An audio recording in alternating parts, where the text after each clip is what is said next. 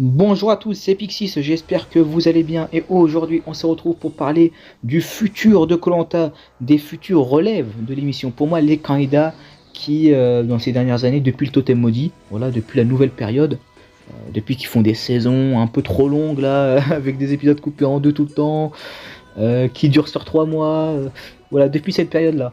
Une période que personnellement j'apprécie bien, même si la dernière saison c'est vrai qu'elle était pas fameuse, mais bon. Bon, ça arrive d'avoir des mauvaises saisons de temps en temps, et puis c'était un Pagonjin quoi.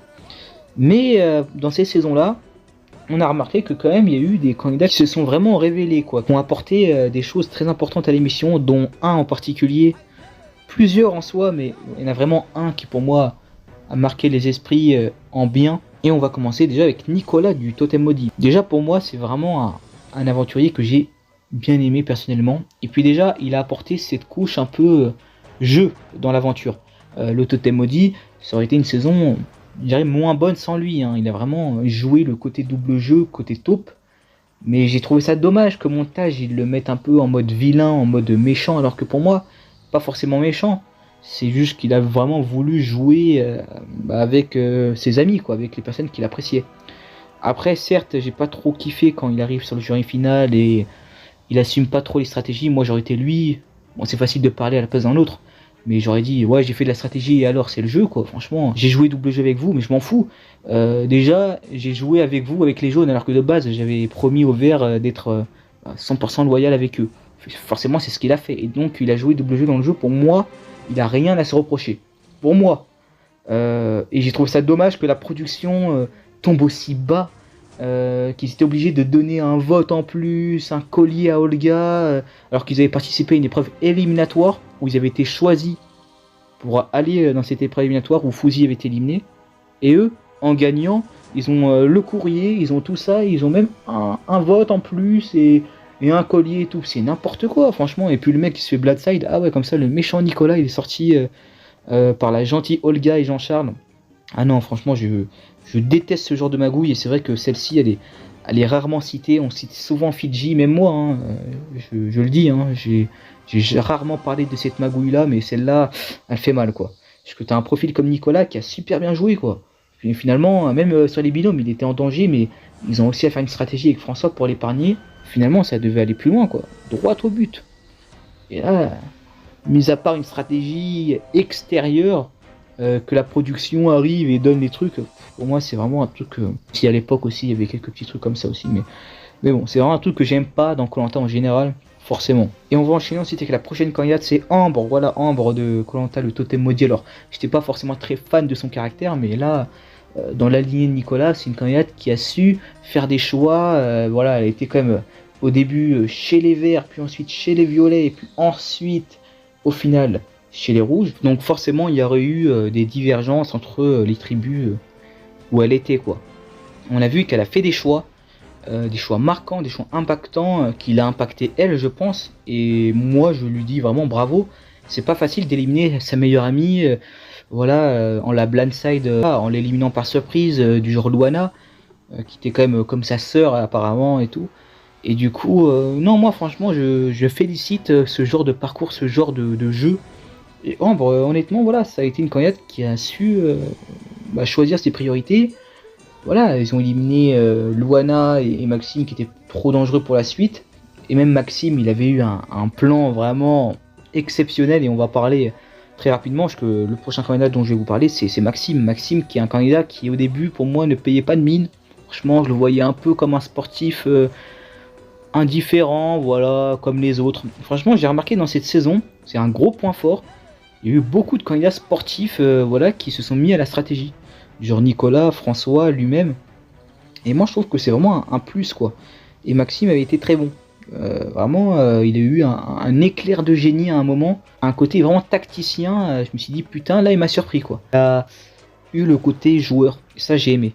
Bon, il a pas eu forcément très longtemps, mais il l'a eu quand même. Et il est sorti avec panache. Du coup, pour moi c'est un peu ce que doivent faire tous les aventuriers en fait. Pour moi, un aventurier qui rêve de faire koh, enfin qui participe même à koh, avant qu'il se fasse éliminer, il faut qu'il tente tout, il faut qu'il essaye toutes les possibilités, il faut qu'il trouve toutes les solutions et qu'il fasse des promesses, qui va pas tenir, c'est pas grave.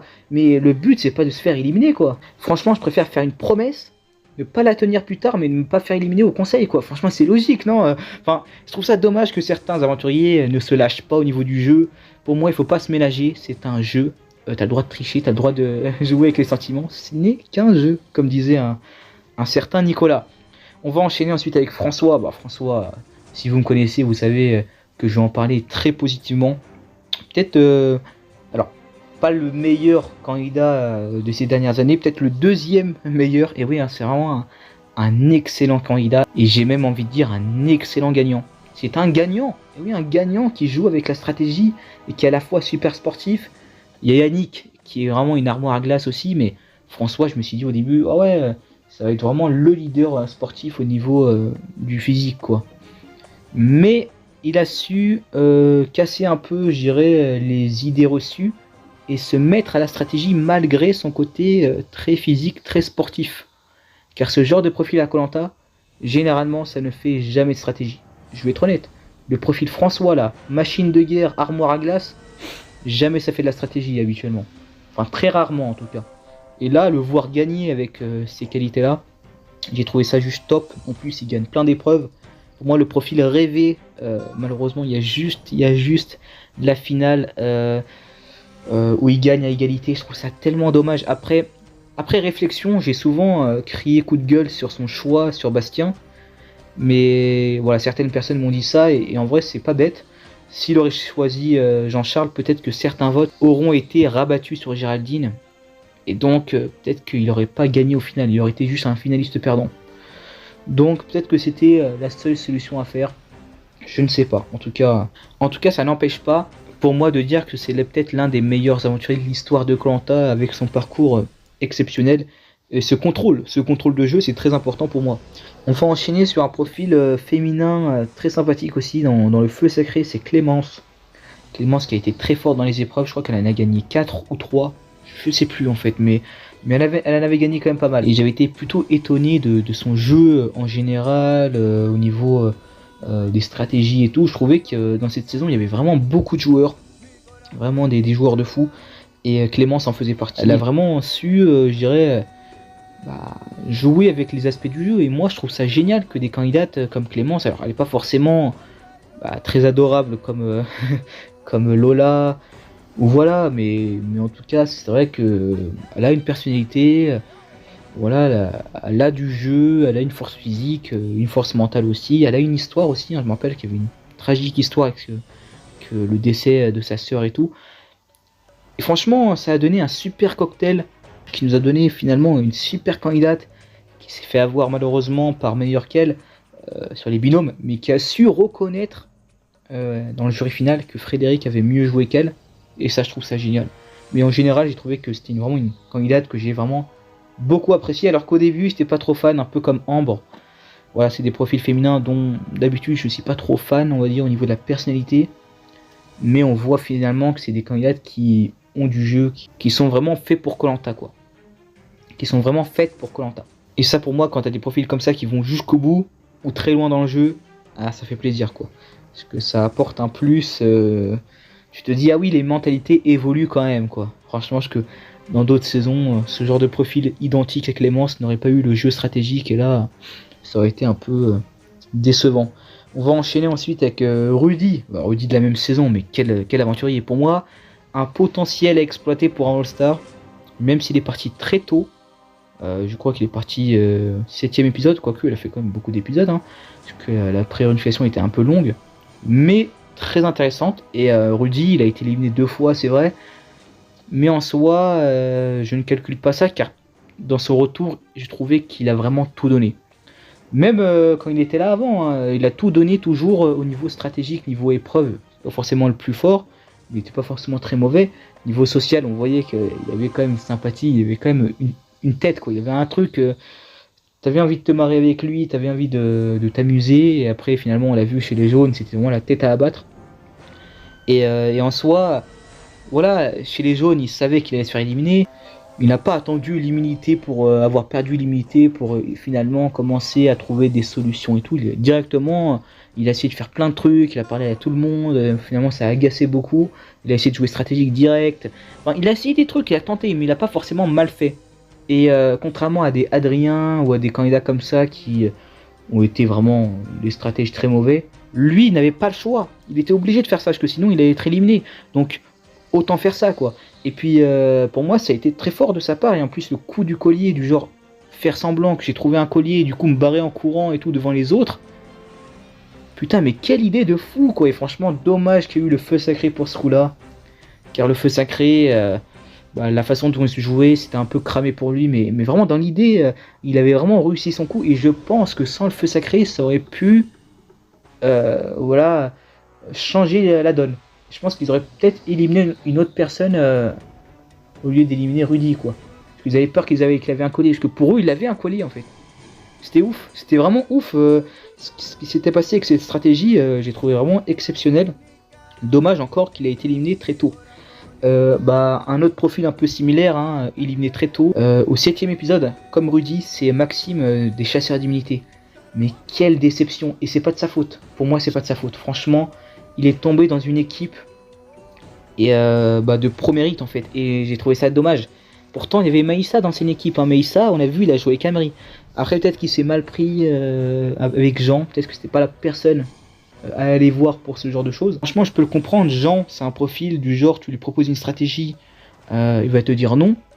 Mais généralement, c'est pas des profils qui vont aller poucave derrière. Ce genre de profil, ils disent c'est un mec loyal, c'est un mec bon, il va pas aller me casser du sucre derrière mon dos. Finalement, il l'a fait, Jean. Stratégiquement parlant, Jean s'en est bien tiré du coup. Ça l'a fait passer pour le gentil, celui qui était vraiment au centre de cette équipe rouge. Et Maxime, lui, finalement, a été vu comme le plus vilain, celui qui devait partir le premier des rouges. Car il avait proposé à Jean, ce qui était une bonne idée en soi. Vous voyez, ça aurait rajouté un truc en plus à la réunification. Le fait que Maxime avait comme projet de rejoindre les jaunes, car dans cette équipe des rouges, il se sentait pas au top. Et finalement, il a quand même tenu 7 épisodes avec cette équipe des rouges. 7, c'est quand même beaucoup. Finalement, il s'est fait éliminer, car il a fait un petit faux mouvement stratégique, mais je lui en veux pas, car dans les 6 épisodes avant, il a été exceptionnel, niveau survie, niveau sport, l'un des meilleurs, niveau épreuve en tout cas. Et en tout cas après, même au niveau stratégique, franchement, survie stratégique, il a été toujours dans la vision, toujours dans le recul. Il a fait juste une seule erreur et putain, il a tombé sur un Jean qui a des poucaves derrière. Alors que Jean, franchement, moi j'aurais été Jean, j'aurais dit non, ça m'intéresse pas trop sur le coup, mais bon, voilà, si t'as envie de faire des stratégies, voilà, en tout cas t'es avec moi quoi. J'ai une seconde chance. Au cas où. Et là, Jean balance ce truc et puis, allez, vas-y si tu veux, mais bon. Franchement, je peux paraître de mauvaise foi, mais là, ça m'a vraiment déçu car c'était vraiment un profil Maxime qui aurait, je pense, amélioré la saison, alors que la saison de base est très bonne, avec Maïssa Amri et tout ce qui s'est passé par la suite. Maxime, ça aurait été un truc en plus. On va enchaîner ensuite avec Nicolas, du Feu Sacré, hein, franchement, très bon candidat, un peu comme François, je lui rassemble un peu toutes les qualités du jeu. Il a été super bon dans les épreuves, excellent en survie, le meilleur en social, et également très fort en stratégie, ce qui est très rare comme je vous disais pour un profil comme lui. Et voilà, il a un peu la fin d'un héros de Koh-Lanta, éliminé sur les poteaux, pas choisi par Frédéric alors que Frédéric avait promis. Finalement, il accepte aussi la sentence, il accepte ce choix-là avec beaucoup d'humilité, un côté très humble. Et on se dit quand même que c'est un candidat qui a joué aussi, hein. Il a eu vraiment le côté joueur. Et voilà, encore une fois, je voulais montrer ce genre de profil en bien. Car pour moi, c'est pas un Jonathan, c'est pas un Ilyes, même si Ilyes, contrairement à Jonathan, j'ai trouvé plutôt sympathique à l'écran. Voilà, c'est un profil qui est 3ème de Koh-Lanta, qui est héroïque, mais qui a eu aussi le côté stratégique. Voilà. C'est pas dire qu'on fait de la stratégie, qu'on joue bien à Koh-Lanta, ça veut pas dire qu'on est un méchant stratège, hein. Non, non, non, pas du tout. On peut être un super héros, et lui, au jury final, comme Frédéric, il aurait été félicité. Même si Frédéric, dans mes souvenirs, il a pas eu trop de critiques, quoi. Et ça fait plaisir. Ça fait vraiment plaisir. Et pour moi, c'est une grande force du Koh-Lanta d'aujourd'hui. Car j'ai forcément tendance à dézinguer un peu le Koh-Lanta actuel. par la forme, par tout ça, mais au niveau du fond, c'est qu'une amélioration. Et on le voit avec Nicolas. C'est dommage que la production tient du bon matériel entre les mains. Ils ont du bon en fait. Ils ont du bon niveau stratégique, niveau personnalité parfois, niveau dynamique de saison. Finalement, ils cassent tout avec la forme, avec les épisodes coupés en deux, avec les épreuves éliminatoires. Ils cassent tout. Et franchement, c'est tellement dommage qu'à l'époque, c'était l'inverse. C'est un peu un défouloir pour moi ce sujet, mais bon, il faudrait que j'en fasse un volume 2. Hein, voilà. Je le répète dans cette vidéo. On va enchaîner ensuite avec notre ami Maïssa. Maïssa, le finaliste perdant. Quel finaliste? Pour moi, l'un des tout meilleurs finalistes de l'histoire de Koh Lanta, j'ai pas peur des termes. Alors là, pour moi, c'est un peu le remake de Nicolas Totem Maudit avec François. Mais là, il l'a fait avec Amri, un candidat qui n'a jamais été dans son équipe, un candidat qui avait les mêmes valeurs que lui, mais qui était dans le camp adverse. Et on a vu que chez les rouges, ça se passait pas très bien, et finalement, il est parti avec Amri. Mais pas avec tous les jaunes. Avec Amri. Pas les jaunes, hein, Amri. Et franchement, il faisait des coups en douce, les éliminations étaient géniales. Il avait un jeu d'acteur aussi, parfois quand il faisait des stratégies. Il était génial, cet aventurier-là, c'était un aventurier de top. Pour moi, l'un des... Alors, je vais pas dire l'un des tout meilleurs, mais franchement, il faut le dire, il a vraiment super bien joué. On a beau l'aimer, on a beau pas l'aimer, il nous a donné du divertissement, il a super bien joué stratégiquement, il a super bien joué au niveau des épreuves. Les dernières épreuves, c'est lui qui les gagne, hein. Franchement, il a été génial. Et même au niveau du divertissement, je répète, hein, socialement, c'était pas terrible et tout, mais c'est vraiment un genre de profil dont je vais me rappeler, quoi. Ce quand il est là, je me rappelle, moi, perso. Tu vois, c'est pas du genre Jonathan, arme secrète, passé complètement à blanc, le mec, tu le vois pas. Je me rappelle pas ce qu'il a fait dans le jeu, on se rappelle de rien. Là, tu t'en rappelles. Là, il y a un truc. En plus, le fait de faire un schéma différent que du Pagonjin et tout, forcément ça fait plaisir quoi. De s'allier carrément, de faire un binôme, un duo de choc avec quelqu'un de l'équipe adverse, forcément c'est obligé de faire un bon rendu.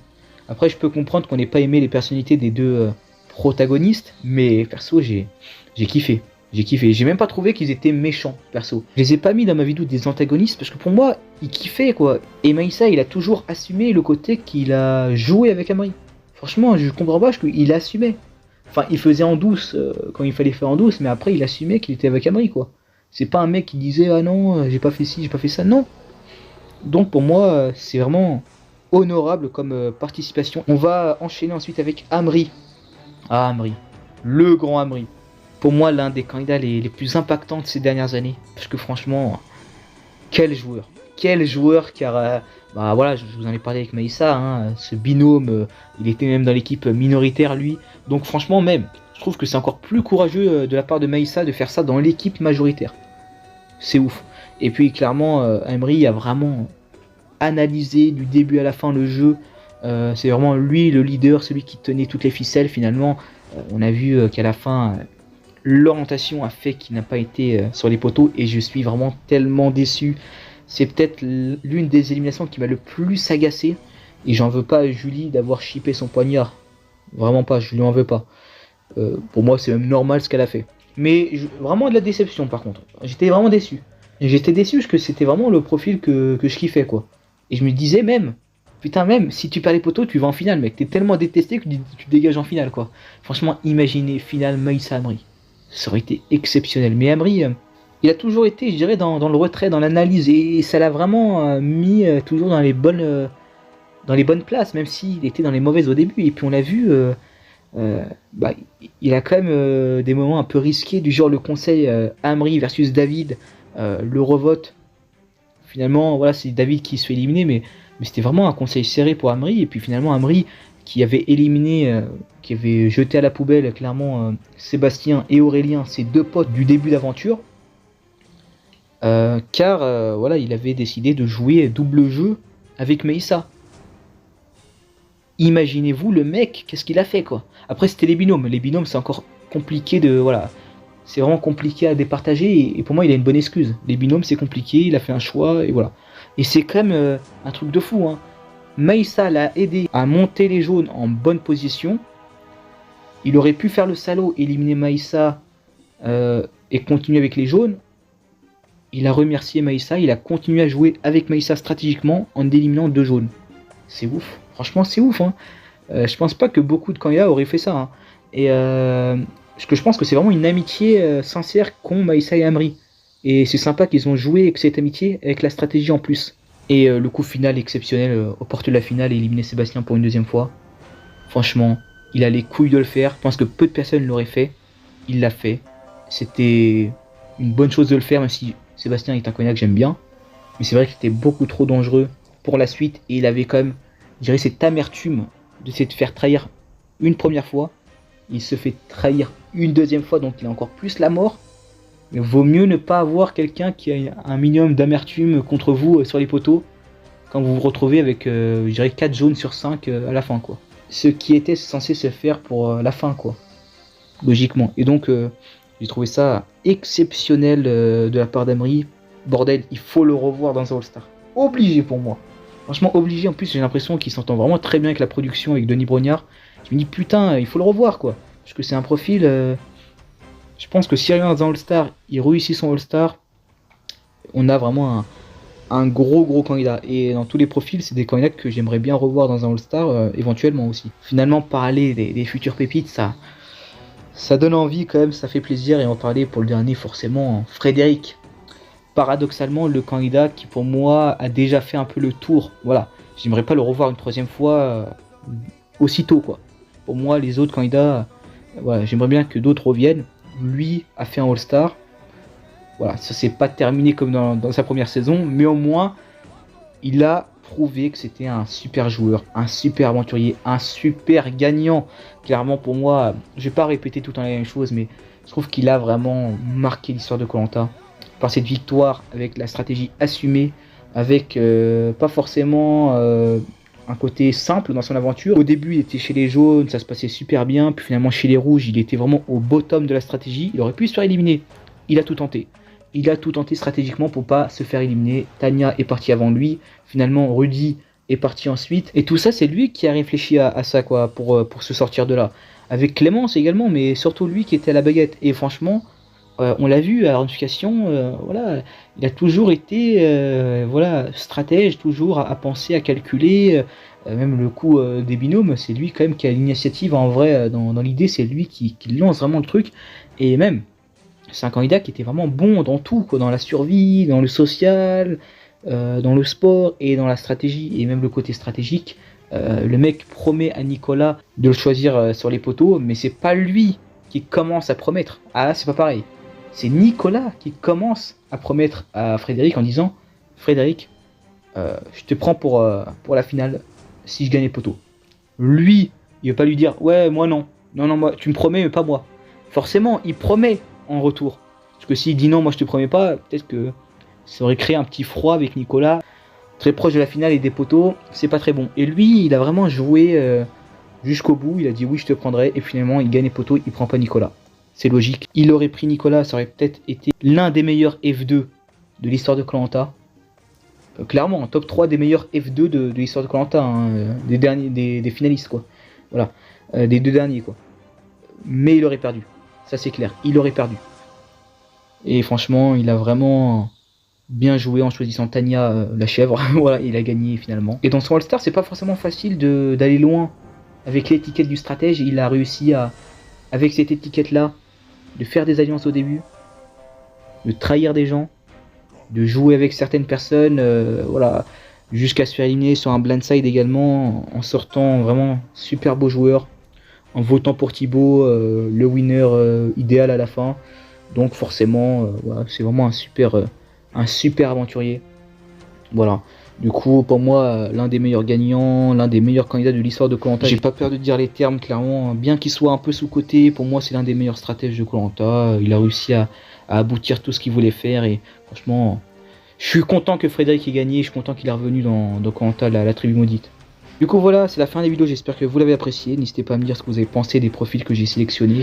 Allez, moi, je vous dis à la prochaine pour une prochaine vidéo. Allez, salut!